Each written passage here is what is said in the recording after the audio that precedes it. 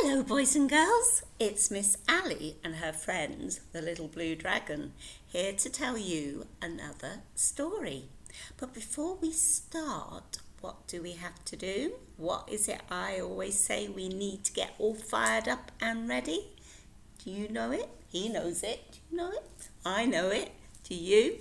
Let's rub our hands together and can we feel it? Oh, I can feel it coming through like waves and imagine, imagine a story. Imagine a book. Imagine a story. Open our eyes and let's have a look. So what story have I got for you today? It is The Name Jar. Ooh, interesting, isn't it? The Name Jar. And it's by a lady called Yangsook Choi. Okay, there's only one name there. So we've got to guess that Yangsook not only used her imagination to think up the story, but also used her imagination to create these beautiful pictures. So she is the author, so the writer, and the illustrator or the artist. And the title of the book is The Name Jar. Now, there's always somebody else that's involved with the production of the book. Obviously, it's very, very important that the artist or the writer has that initial idea that creates the story. But without this kind of company, there wouldn't be a book for me to go to the shop and buy and put on the shelves of the library. Can we remember what kind of company is it that makes the books? What's that, blue dragon? Little blue dragon knows it. I know it, and I bet you know it. It's the publisher. And the publisher of this book is Dragonfly Books. Well, there we go. So, thank you, Yangsook, for making this beautiful book. And thank you, Dragonfly Books, for producing the book so I can read it to the children. Before I open the book, though, before I look inside these covers, what can I find? What other bit of information can I find of the book? You know? What's that? All right, he knows it. It's the blurb. And what does the blurb do? The blurb gives us a little taste, doesn't it? It gives us an idea of what the story is about. So, let's have a look. It's a new country, a new town, and a new school for Unhei. So what about a new name? Having just arrived from Korea with her family, Yoon-Hey is anxious about making friends and worried that no one will be able to pronounce her name. Instead of introducing herself on the first day of school, she decides to pick a new name. The only problem is that she doesn't know which name to choose. Ooh, well, I'm intrigued. Are you? Are you intrigued, little blue dragon? Little blue dragon. That's an interesting name, isn't it? Do you think that's really his name? Right, let's have a look. Are we sitting comfortably? So then I will begin. The Name Jar by Yangsook Choi. And there she is. Through the school bus window, Unhei looked out at the strange buildings and houses on the way to her new school. It was her first day, and she was both nervous and excited.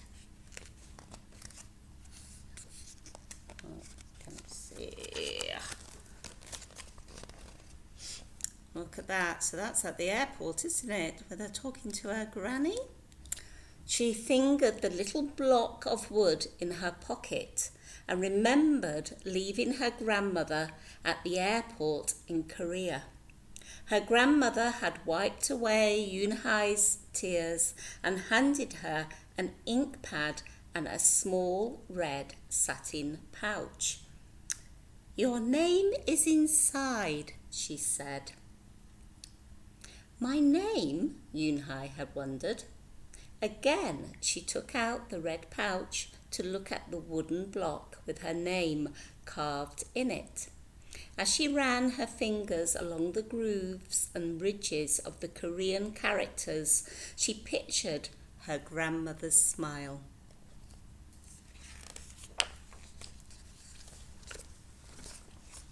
There we go. So all the children on the bus. "Is that thing for show and tell?" a boy asked Yoon-Hey, surprising her. Yoon-Hey looked up as more kids leaned over.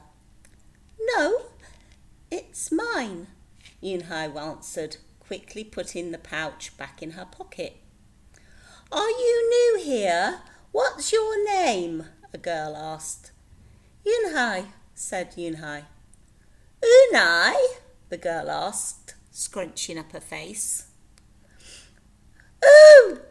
Unhei, some kids chanted. No, Yoon-Hey corrected. It's spelled U-N-H-E-I. It's pronounced Yoon-Hey. "Oh, it's you-hey," said the boy. "Like you-hey. What about hey you?" Just then, the bus pulled up to the school and the doors opened. Yoon-Hey hurried to get off. "You-hey, bye-bye," the kids yelled as she left. Yoon-Hey felt herself blush. Do you think they were being friendly? Weren't really, were they? Maybe they were, and don't know. Yoon-Hey stood in the doorway of her new noisy classroom. She was relieved that the kids on the bus had gone to other rooms, but her face still felt red. "Aren't you going in?" asked a curly-haired boy with lots of dots on his face. "You're the new girl, right?" he asked cheerfully. Yoon-Hey nodded, and before she could walk away, the boy took her hand and pulled her through the door. "Here's the new girl," he announced so loudly that the teacher, Mr. Kokos, almost dropped his glasses. Mr. Kokos thanked him and greeted Yoon-Hey.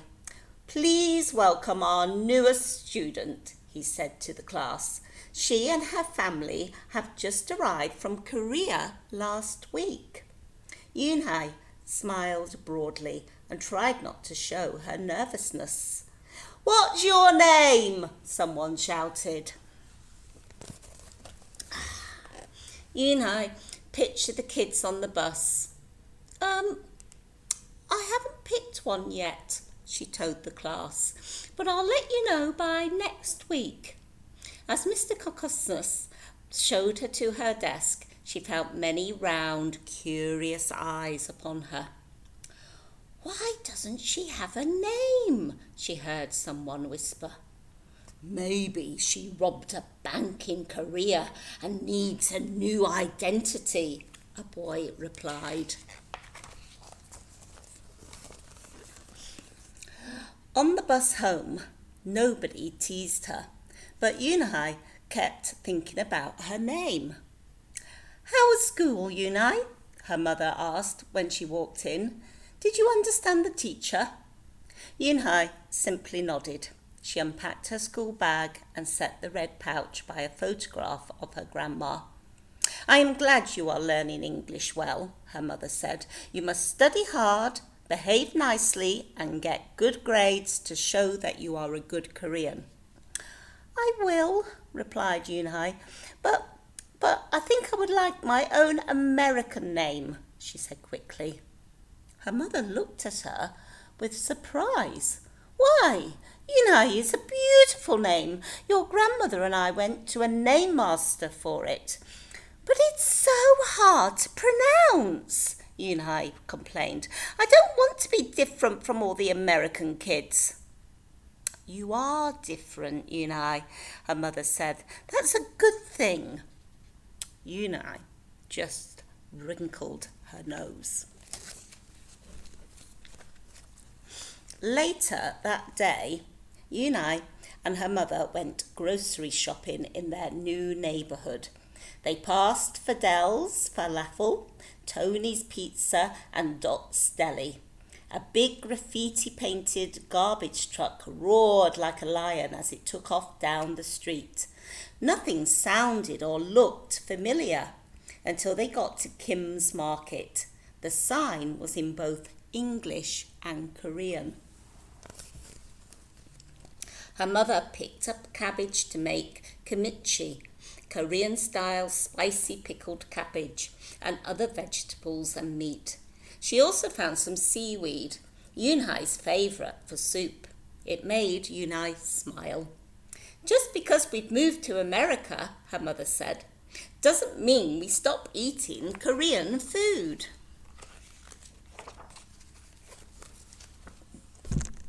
At the checkout counter, a friendly man smiled at Yoon-Hai. Helping your mother with the shopping? He asked. Yoon-Hai nodded. I'm Mr. Kim, he said, and what is your name? Yoon-Hai, she answered. Ah, what a beautiful name, he said. Doesn't it mean grace?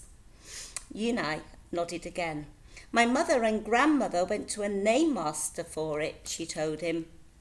A graceful name for a graceful girl, Mr. Kim said as he put their groceries into bags. Welcome to the neighbourhood, Yoon-Hai. That evening, Yoon-Hai stood in front of her bathroom mirror. Hi, my name is Amanda, she said cheerfully. Then she wrinkled her nose. Hi, my name is Laura. Maybe not. Her smile turned down. Nothing sounded right. Nothing felt right. I don't think American kids will like me, she worried as she began to brush her teeth. He man, he snoozy, she said to the mirror with her mouth full of toothpaste. The next morning, when Yoon-Hai arrived at school, she found a glass jar on her desk with some pieces of paper in it. Yoon-Hai took one out and read it aloud. Daisy. That's my baby sister's nickname, but she said you can use it if you want, said Cindy, who sat next to her. Yoon-Hai took out the rest of the paper. Tamala, she read. I got it from a storybook, said Nate. She was smart and brave. Yoon-Hai nodded and unfolded another piece of paper. Wednesday? Yeah, you came here on Wednesday, said Ralph. Thank you for your help. A smile spread over Yoon-Hai's face. Ralph quickly said, well, we'll put more names in and you can pick whatever you like. Or pick them all and you'll have the longest name in history. What a lovely class of friends she's got. At 3:00, the bell rang for the end of the school day. Yoon-Hai looked out the window and saw it was sprinkling. It's the same rain, she thought, but in a different place. She watched the other kids leaving in groups. Hey! A familiar voice called out to her. Yoon-Hai turned round to see the curly-haired boy again. I'm Joey, he said. And you? Don't you have any name? Yoon-Hai thought for a moment. Well, I can show you, she said, and took out the small red pouch. She pressed the wooden block on the ink pad and then stamped it on a piece of paper. This is my name stamp, she said. My grandma gave it to me. In Korea, I can use it as a signature when I open a bank account or write a letter. And whenever I miss my grandma, I use it to fill a piece of paper. To try it. She offered the stamp to Joey, and he carefully inked the stamp and pressed it hard on the paper. The red characters gleamed against the whiteness. "Wow, that's beautiful," Joey said. "Can I keep the paper?" "Sure," Unhei said, and then the two of them shared her umbrella as they walked to the school bus.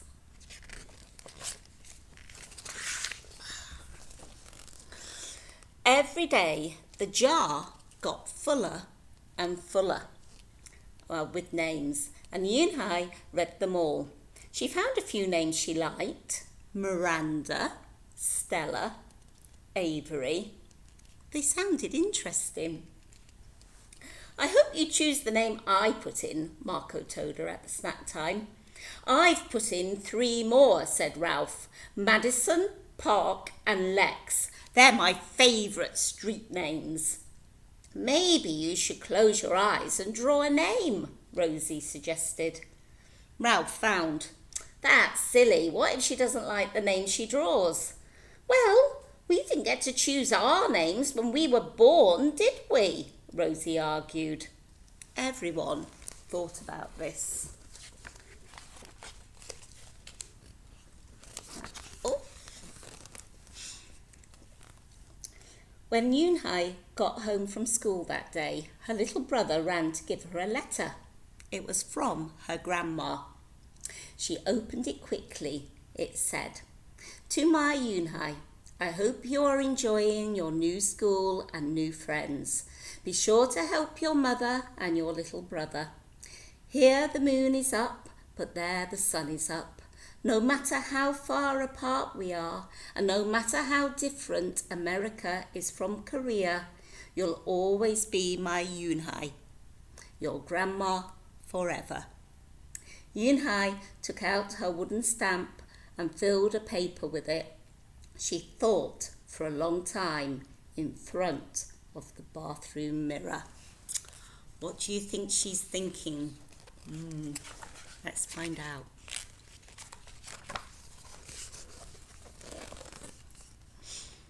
On Saturday, Yoon-Hey walked to Mr. Kim's store.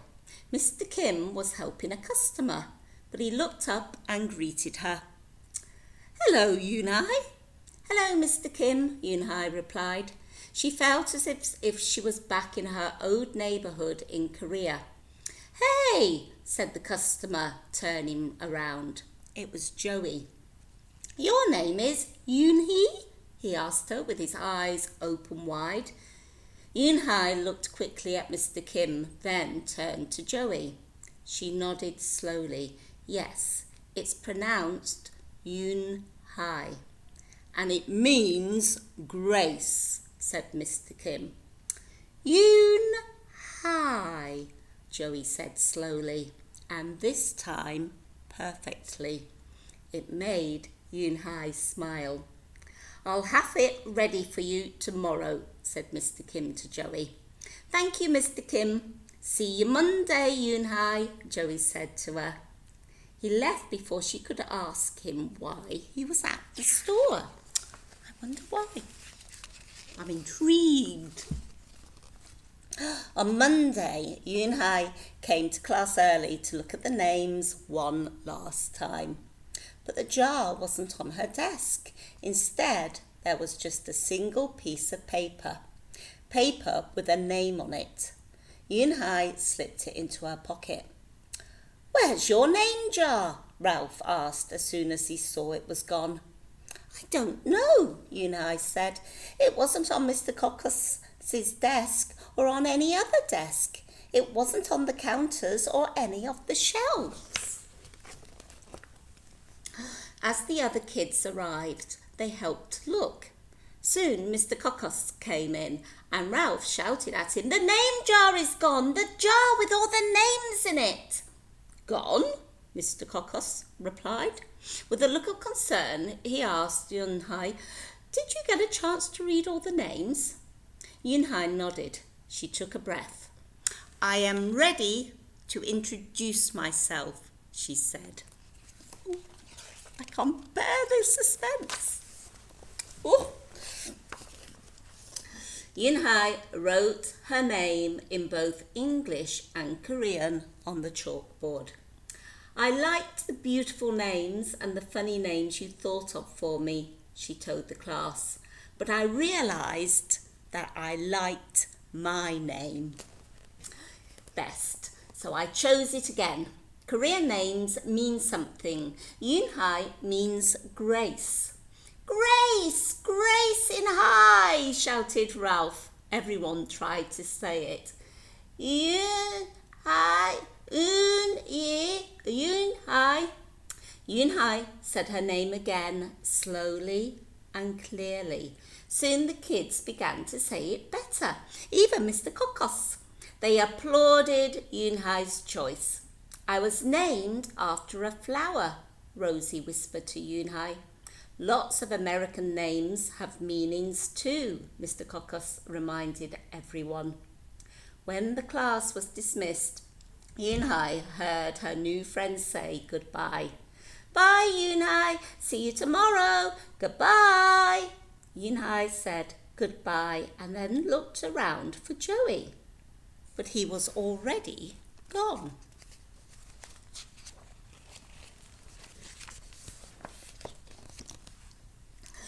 Yoon-Hey, Yoon-Hey, come downstairs, Mother called up to Yoon-Hee. Your friend is here. Yoon-Hey rushed down to see who she meant. There stood Joey, and in his arms was the name jar. Where did you find it? Asked Yoon-Hey breathlessly. Joey looked embarrassed.